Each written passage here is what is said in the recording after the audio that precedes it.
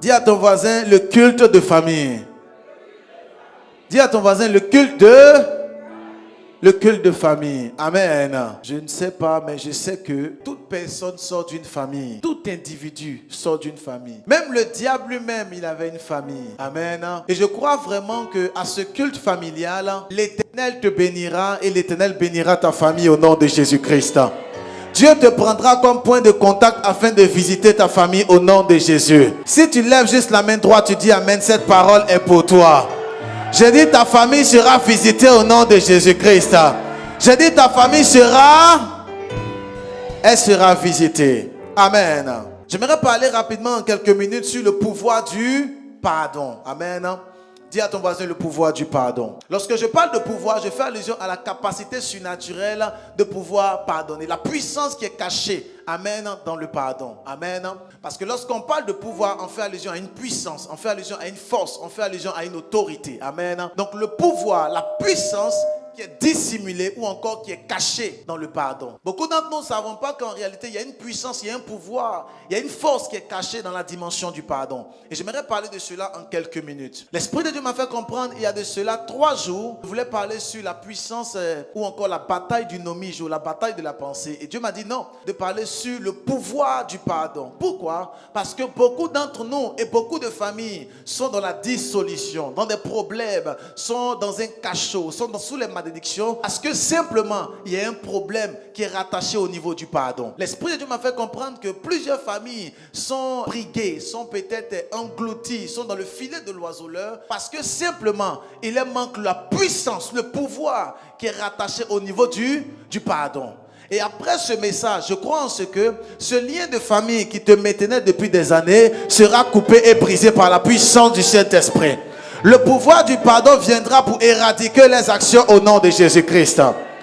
Tu as dit un amen comme le tonnerre?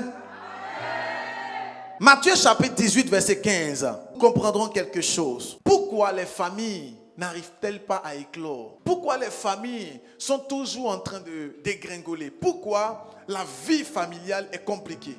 Pourquoi les frères et les sœurs, pourquoi ta vie même n'arrive pas à éclore? Tu es tout le temps sur les malédictions, toujours en train de chasser les démons, toujours en train de couper les liens de famille. Je vais t'expliquer aujourd'hui pourquoi à chaque fois tu te dis en toi-même que ce sont les liens de famille. Comment se fait-il qu'à chaque fois tu te dis en toi-même ce sont les liens de famille qui empêchent mon mariage? Je vais t'expliquer ça à ce culte familial. Vas-y.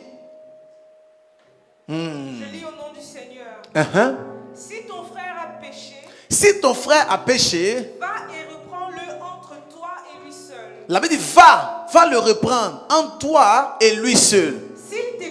S'il t'écoute, tu as gagné ton frère. Tu auras gagné ton frère. Amen. Verset 16. Mais s'il ne t'écoute pas, prends avec toi une ou deux personnes. Va prendre une ou deux personnes. Afin que toute l'affaire se règle sur la déclaration de 2 ou de 3. Donc ça veut dire que la pensée de Dieu, c'est de régler les situations. Amen. Mais la pensée des personnes qui n'ont pas le pouvoir du pardon, c'est de créer la dissolution et les problèmes. Vérité. Vas-y, continue. Verset 17. Vous allez comprendre ce mystère.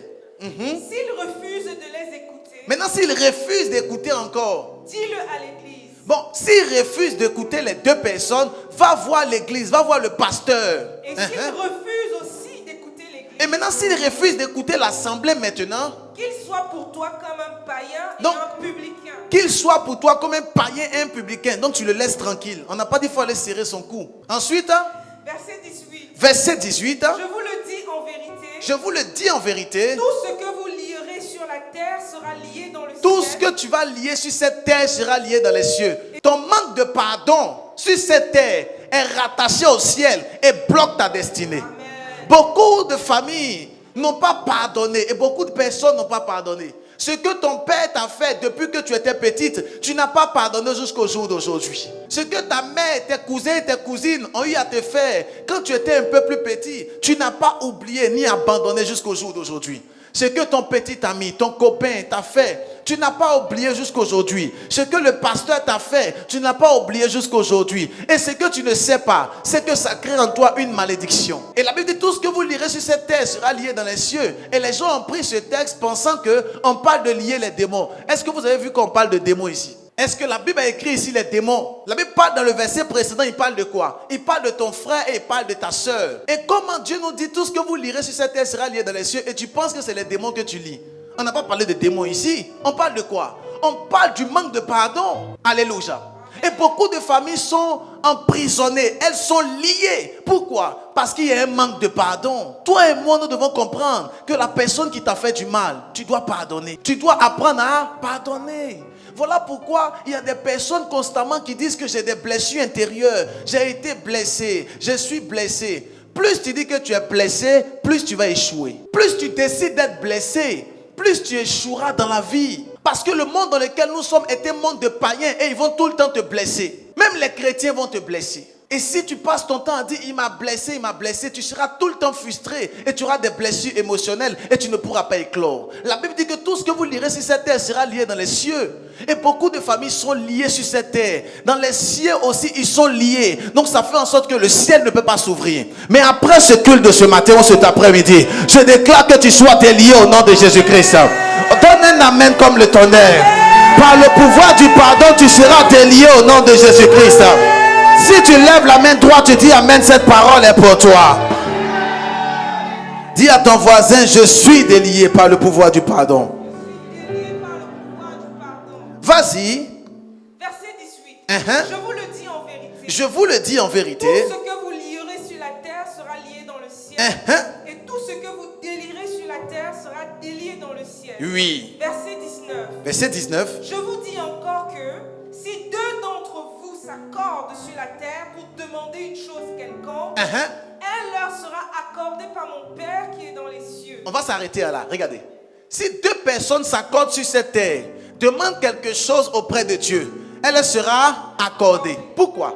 Parce que simplement, elles se sont mises ensemble. Et lorsqu'on parle d'accorder ici, on ne fait pas allusion à moi et le pasteur Sando, on est ensemble, on commence à prier. Ce n'est pas de cette dimension. On fait allusion à quelqu'un qui est en mésaventure ou en mésentente avec une autre personne. Ta prière ne sera jamais exaucée.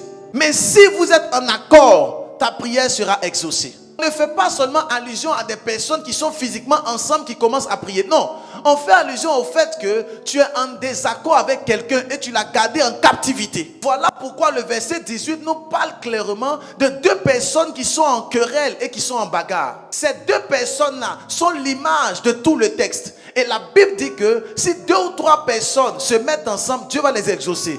Mais quand tu emprisonnes quelqu'un dans ton cœur, fais roulade en avant, roulade en arrière, chandelle, tu ne seras pas exaucé. Voilà pourquoi Dieu dit à ce monsieur, mais dépose là ton offrande, va demander pardon à ton frère, et puis après tu peux venir représenter ton offrande. Et beaucoup de personnes, beaucoup de familles ne sont pas exaucées parce que simplement, elle a accusé sa maman de sorcière et elle ne parle plus avec sa mère. Elle ne parle plus avec sa soeur.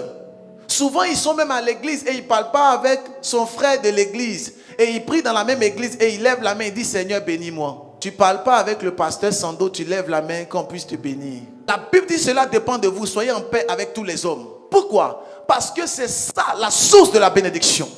La source de la grâce.